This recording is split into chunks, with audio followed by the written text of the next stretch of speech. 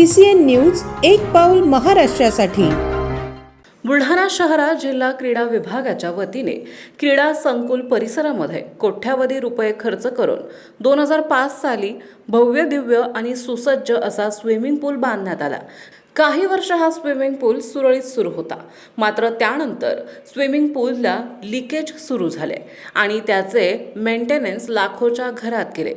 गेल्या 3 वर्षांपासून हा स्विमिंग पूल नादुरुस्त असल्याने भग्न अवस्थेत पडला आहे। या संपूर्ण परिसरात घाणीचे साम्राज्य पसरले आहे, तर अनेक ठिकाणी दारूच्या बाटल्या देखील पडलेल्या दिसतात। या प्रकाराकडे जिल्हा क्रीडा कार्यालयाचे पूर्णतः दुर्लक्ष झाल्याचं पाहायला मिळतंय।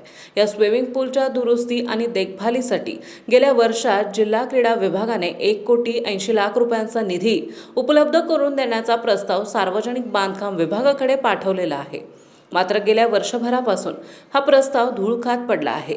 खासगी स्विमिंग पूल येथे नागरिकांची आर्थिक लूट केली जात असल्याची ओरड केली जात आहे। त्यामुळे शासनाने त्याकडे लक्ष देऊन पुलाची तत्काळ दुरुस्ती करावी आणि स्विमिंग पूल जनसेवेत रुजू करावा अशी मागणी आता केली जात आहे।